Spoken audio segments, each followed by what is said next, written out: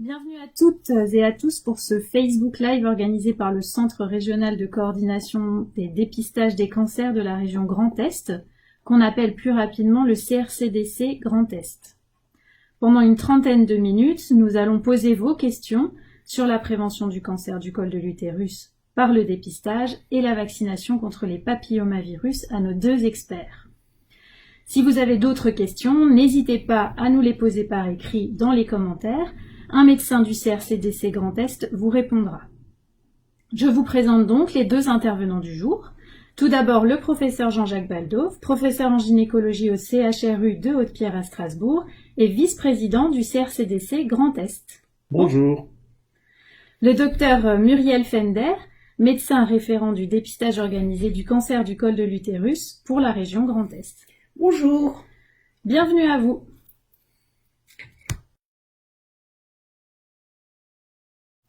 Avant toute chose, nous pouvons peut-être expliquer aux personnes qui nous regardent ce qu'est le CRCDC Grand Est. Le CRCDC Grand Est coordonne les dépistages organisés du cancer colorectal, du cancer du sein et du cancer du col de l'utérus dans le Grand Est. Le but est notamment d'augmenter le taux de participation à ces dépistages pour permettre une prise en charge précoce des lésions précancéreuses ou du cancer et ainsi sauver des vies.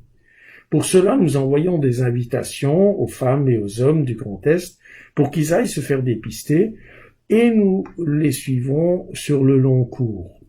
Nous travaillons bien sûr en étroite collaboration avec les professionnels de santé pour être sûrs que les tests positifs et les anomalies trouvées sont bien suivis. De plus, nous informons la population, c'est notamment pour cela que nous sommes ici ce matin. Donc, si j'ai bien compris, pour les 3 cancers, que je sois une femme ou un homme, je recevrai une lettre de votre part pour aller faire un dépistage. Oui, c'est vrai, pour le cancer du sein et pour le cancer colorectal. Si vous avez entre 50 et 74 ans, vous recevrez une lettre pour faire le dépistage. Pour le cancer du col de l'utérus, c'est un peu différent. Nous n'écrivons d'abord qu'aux femmes qui ne sont pas dépistées régulièrement entre 25 et 65 ans.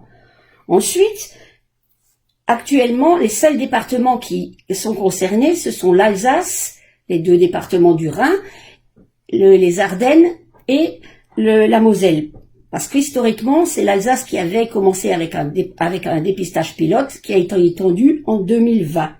En 2021, nous espérons arriver à la fin de l'année avec tous les départements du Grand Est concernés par ce programme. En attendant, bien sûr, si vous habitez dans un autre département, continuez à faire votre dépistage régulièrement, soit parce que votre professionnel de santé vous le propose, soit parce que vous savez très bien qu'il faut faire le dépistage régulièrement. Alors, pourquoi le CRCDC organise-t-il aujourd'hui un live sur le sujet de la prévention contre le cancer du col de l'utérus? En fait, il y a 2 raisons. La première, les modalités de dépistage du cancer du col de l'utérus ont changé en été 2020. Il y a maintenant l'introduction d'un nouveau test de dépistage. Il sera prélevé de la même façon, mais c'est un nouveau test de dépistage. Il est important que toutes les femmes du Grand Est en soient informées.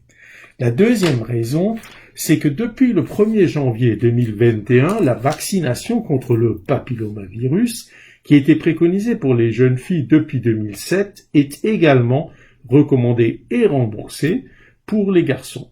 Nous profitons donc de la semaine européenne de prévention du cancer du col, qui s'est tenue fin janvier, pour parler de ces 2 changements excessivement importants. Alors, docteur Fender, pouvez-vous nous expliquer ces nouvelles modalités de dépistage, justement?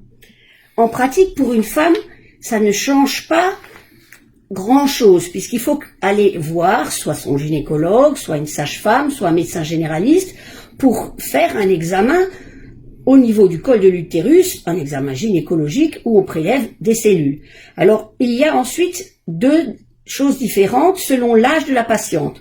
Soit on regarde les cellules avec un microscope, c'est le frottis cytologique, c'est le cas pour les femmes entre 25 et 29 ans. À partir de 30 ans, avec le même prélèvement, on fait directement une recherche des virus qui sont dans HPV qui sont dans ce frottis pour voir si le test est positif. Ça s'appelle un test HPV. Et dans ce cas-là, s'il est négatif, on peut attendre 5 ans pour le contrôler. Parfait. Eh bien, je vous propose donc de répondre à des questions que nous avons reçues sur le dépistage organisé, sur le cancer du col de l'utérus et également sur la vaccination contre les papillomavirus.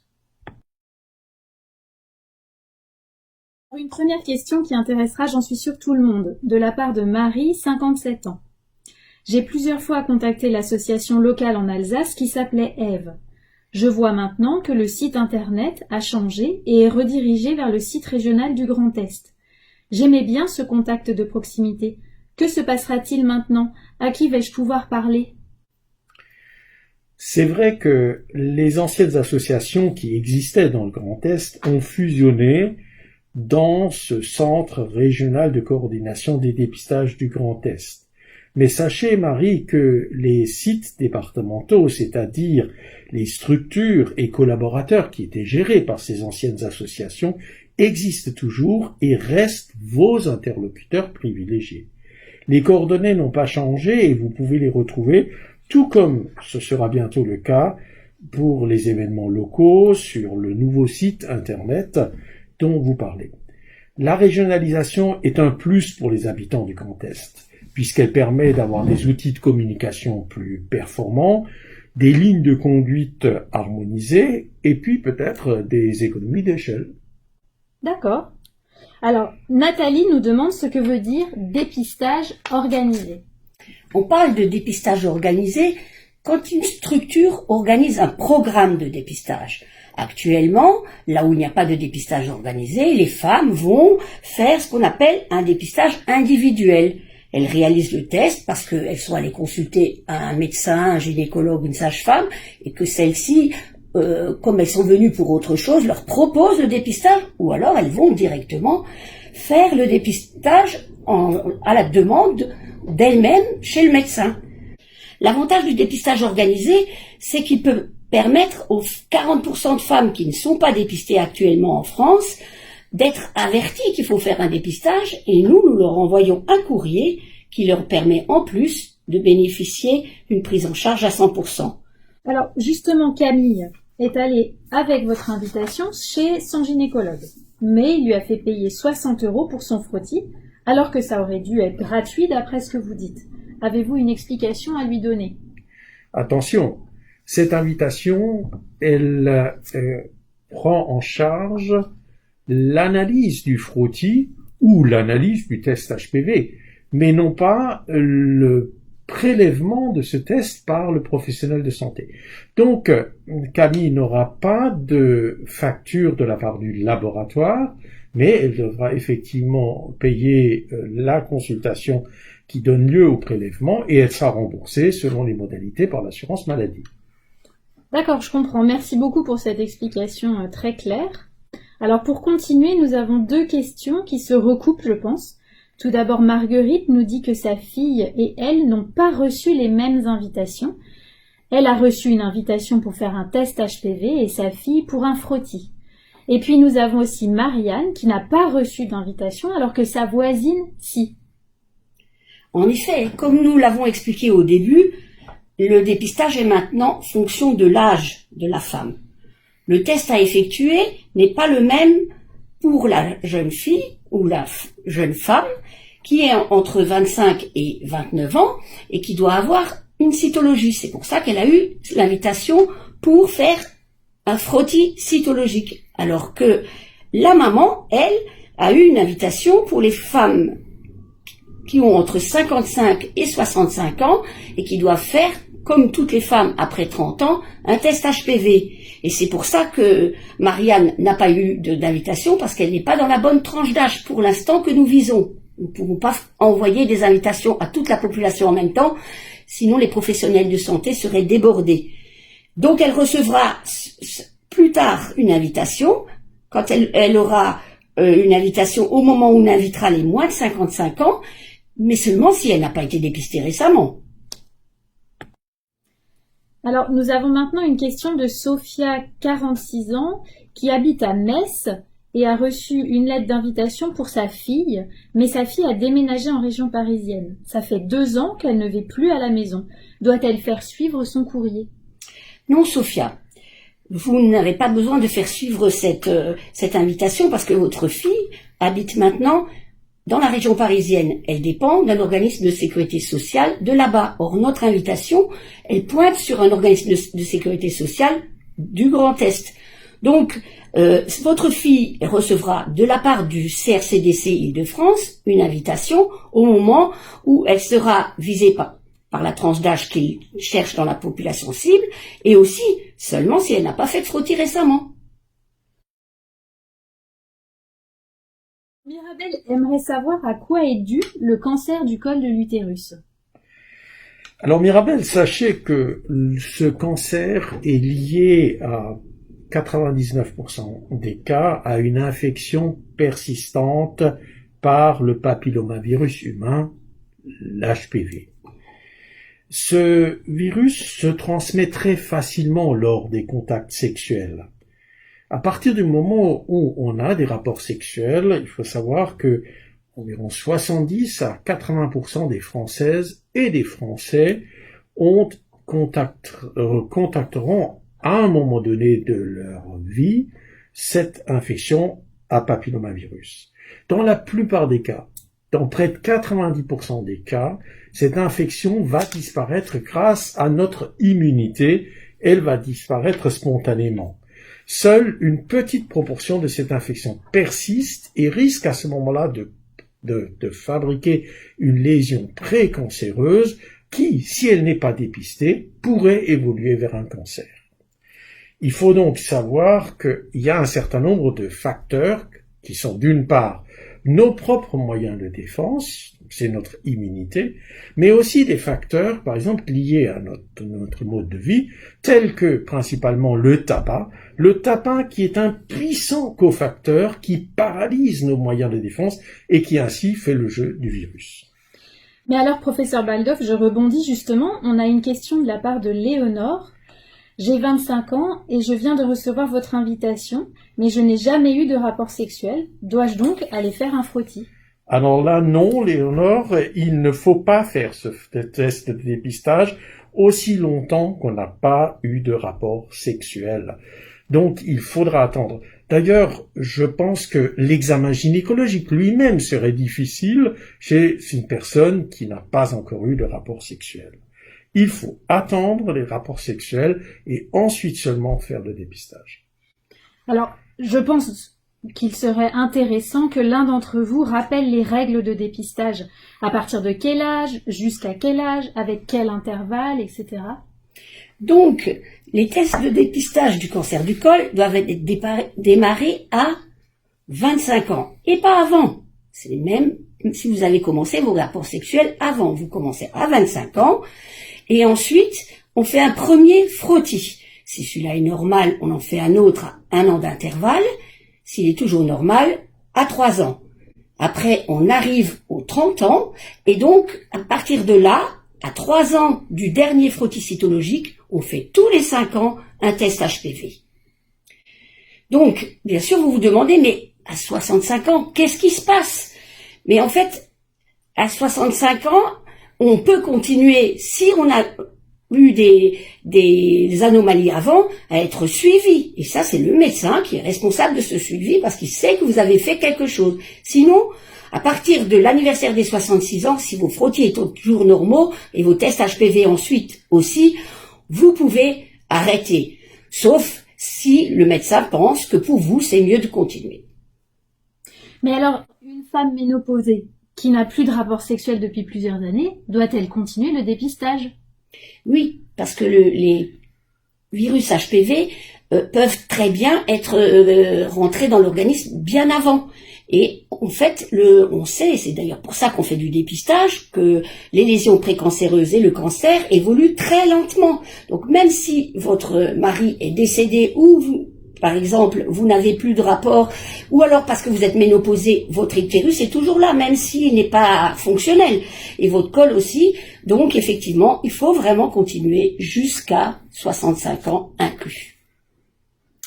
Merci beaucoup. Alors, nous avons reçu quelques questions médicales précises et je suis sûre que vos réponses pourront aider de nombreuses femmes.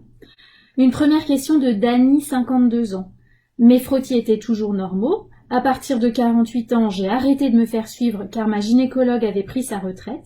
Suite à votre lettre, j'ai fait un test HPV.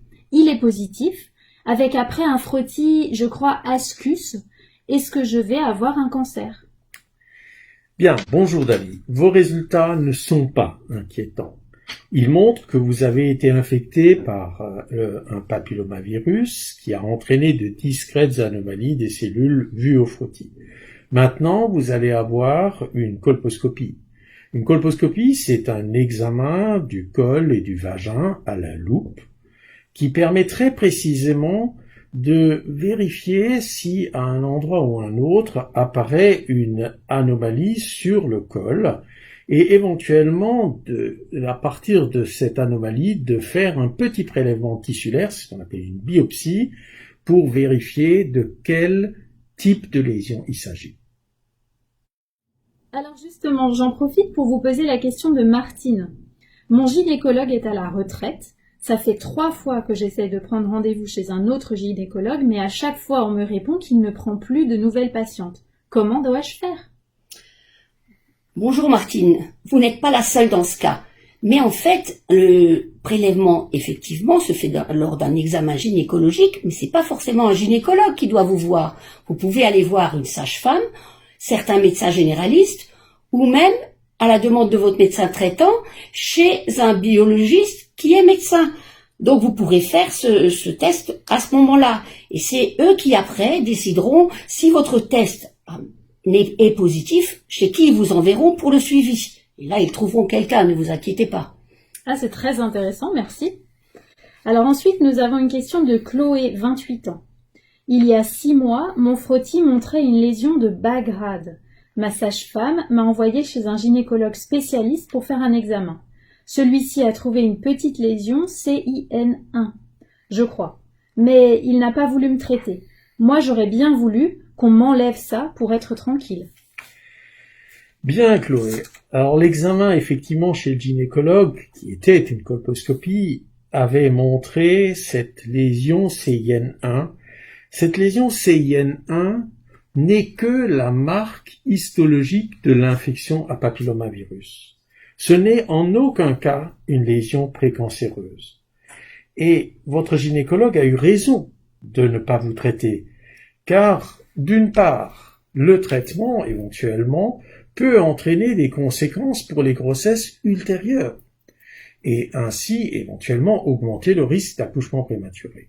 Mais surtout, ce traitement n'empêche pas, je dirais, l'infection à papillomavirus de persister dans l'organisme, parce que cette infection n'est pas uniquement sur la lésion qui a été vue à la colposcopie, qui a été biopsiée. Cette infection, elle est partout. Et c'est votre organisme, c'est votre immunité qui doit effectivement se débarrasser de cette infection. Alors une nouvelle question médicale. Laetitia nous écrit ceci. Bonjour, je suis Laetitia et je viens d'avoir 40 ans. Et en octobre dernier, mon frottis n'était pas normal, anomalie de haut grade. Ma gynécologue a fait la colposcopie en mettant des produits sur le col. Elle a fait 2 biopsies qui montrent une lésion de haut grade CIN3. J'ai très peur. Je vais avoir une conisation à la fin du mois. Et puis pour mon mari, faut-il arrêter les rapports ? Alors là, Laetitia, effectivement, contrairement à la situation précédente, nous avons une lésion précancéreuse. Et effectivement, cette conisation qui a été proposée est justifiée. C'est une petite intervention. Et cette intervention, généralement, se fait sous anesthésie locale. Cette intervention vise à enlever la totalité de la lésion précancéreuse pour pas qu'elle évolue vers un cancer. Elle n'a pas la prétention d'enlever l'infection.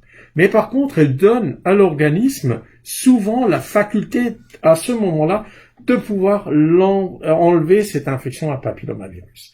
En ce qui concerne les relations sexuelles avec votre mari, qui a le même virus, au bout de 2-3 rapports sexuels avec le partenaire, Les deux partenaires partagent le même virus. À ce moment-là, si votre organisme se défend contre cette infection et élimine ce virus, ce type viral ne pourra pas vous réattaquer. Et effectivement, là, vous êtes protégé. Donc, il y a juste à prendre des précautions dans les suites immédiates de l'intervention, et ça, le professionnel de santé va dire combien de temps ne pas avoir de rapport sexuel, mais par la suite, on peut reprendre ces rapports sexuels sereinement.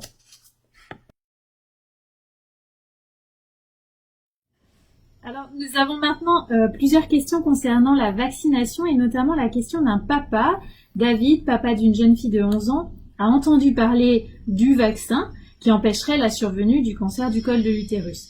Il nous demande si c'est un vaccin qui fonctionne et si on peut avoir confiance. Merci David d'être venu à cette séance pour se prévenir du cancer du col de l'utérus. Votre question est particulièrement intéressante, n'est-ce pas, Émilie? Oui. Et parce qu'en fait, beaucoup de questions tournent autour de la dangerosité éventuelle de ce vaccin. Mais on a 13 ans de recul. Et maintenant, 340 millions de doses qui ont été injectées, toutes les études qui ont été faites montrent qu'il est à la fois efficace et sans danger. La balance bénéfice-risque est positive. Il est donc bien efficace contre l'apparition des lésions précancéreuses, c'est ça? Oui, c'est-à-dire que comme il empêche l'infection par le virus, il permet aussi de diminuer les lésions précancéreuses, donc les éventuels traitements de ces lésions. Alors, je me permets de rebondir puisque nous avons souvent des mamans qui nous disent qu'elles préféreraient que leur enfant utilise des préservatifs plutôt que de se faire vacciner. Qu'en pensez-vous? Alors, ça, c'est une excellente remarque. Effectivement, le préservatif est excessivement utile. Il est même nécessaire pour empêcher la très grande majorité des maladies sexuellement transmissibles. Par contre, il ne protège que de façon insuffisante contre l'infection à papillomavirus. Simplement parce que cette infection à papillomavirus, elle est partout. Les études scientifiques ont montré que lorsqu'on a une infection à papillomavirus au niveau des organes génitaux externes, dans un tiers des cas aussi, on le retrouve sous les ongles. Et donc, lors de rapports sexuels, et notamment lors des préliminaires, avant même qu'on pense à utiliser le préservatif, effectivement, cette infection peut se transmettre au partenaire. Donc, la réponse, effectivement, est simple, c'est ceinture et bretelles.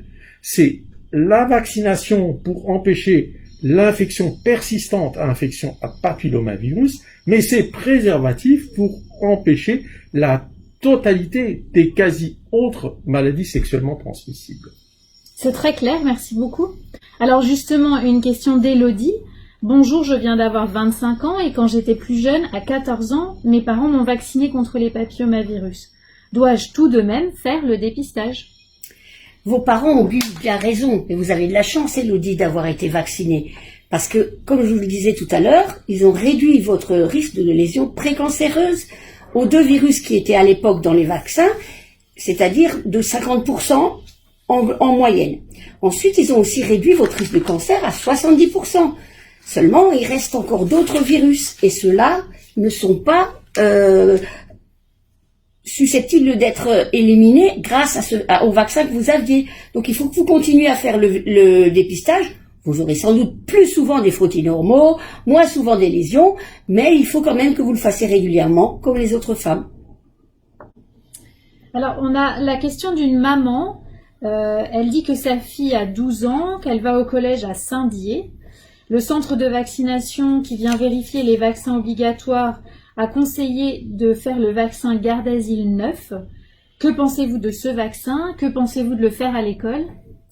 Alors le Gardasil 9, c'est le dernier vaccin qui est sorti. L'avantage, donc lui, il a plus de virus qui sont susceptibles d'être éliminés et disons ne pas affectés. Il y en a 9 et donc du coup le risque de cancer est diminué de 90%. Donc c'est effectivement le nouveau vaccin qu'il faut proposer pour toutes les nouvelles vaccinations. Le fait de le faire à l'école, ça vous permet justement d'être vacciné par des gens qui ont tout à fait l'habitude de vacciner, puisqu'ils sont issus du centre de vaccination. C'est comme ça que dans les autres pays, on a quasiment éliminé le cancer du col de l'utérus, parce que l'avantage, c'est que justement, ils ont pris tous les carnets de santé de toutes les filles et garçons qui étaient dans cette classe, et ils ont regardé à la fois ce qui était fait en termes de vaccination HPV, mais comme vous le savez, aussi en termes des vaccins obligatoires. Donc je pense effectivement que vous avez tout à fait intérêt à faire ça, puis ça vous évitera un déplacement chez le médecin, alors qu'on sait qu'on est actuellement, avec ces horaires confinés, pas très facile à gérer. D'ailleurs, concernant la vaccination anti-HPV, vous disiez au début de ce live que les garçons peuvent maintenant aussi se faire vacciner ? Tout à fait. C'est effectivement recommandé et remboursé. Il faut ça pour 2 raisons principales. La première, la plus importante, c'est pour ces garçons. Du coup, effectivement, on les protégera des cancers induits par ce papillomavirus qui concerne principalement la sphère ORL, c'est-à-dire la gorge, mais aussi l'anus, le pénis, et c'est important, c'est donc une protection directe des garçons. Ensuite, la deuxième raison, c'est que en augmentant le nombre de personnes vaccinées, tant les garçons que les filles, effectivement, on a davantage, je dirais, de protection, je dirais, liée à ce qu'on appelle l'immunité de groupe pour baisser la pression de cette infection sur la totalité de la population. Eh bien, je vous remercie beaucoup, Dr Fender, professeur Baldauf, pour ces éléments très intéressants et les réponses à ces nombreuses questions. Avez-vous une dernière chose à préciser ? Alors oui, moi je voulais dire aux familles que nous sommes désolés pour vous avoir envoyé parfois des invitations pour des personnes décédées. Je comprends très bien que c'était compliqué. Malheureusement, nous n'avions pas toutes les données à la fois dans les fichiers et au moment de l'importation dans notre logiciel. Et donc malheureusement, nous avons un peu tourmenté et on sait que c'était compliqué. À mon tour, je voudrais peut-être remercier ici, d'une part, l'ensemble des personnels qui s'impliquent dans cette action de santé publique, mais aussi la totalité des bénévoles, je dirais, qui s'engagent à côté de ces personnels, et en premier lieu, la présidente de notre CRCDC Grand Est et l'ensemble du bureau. Donc un engagement qui est possible au bénéfice de la population que grâce à un soutien financier qui existait dès que nous avions commencé à l'état pilote, si vous voulez, mais aussi maintenant, je dirais, de façon importante dans le Grand Est, avec des soutiens financiers qui ont d'une part de la part des caisses d'assurance maladie, de la part de l'ARS, de la part aussi des conseils départementaux du Bas-Rhin et du Haut-Rhin, de la part de la Ligue et de l'ensemble des comités départementaux dans le Grand Est, de la part du Cancéropole Grand Est. Les soutiens, à la fois financiers et organisationnels, sont importants. Ils sont même essentiels pour pouvoir poursuivre cette action de santé publique. Eh bien, merci beaucoup. Merci à chacun et chacune d'entre vous d'avoir regardé ce live. N'hésitez pas à nous envoyer des mails avec vos questions si vous avez d'autres questions. Et n'hésitez pas à partager ce live à d'autres personnes pour qu'ils puissent prendre connaissance de toutes ces réponses très intéressantes. Bonne journée à tous. Merci, bonne journée. Bonne journée.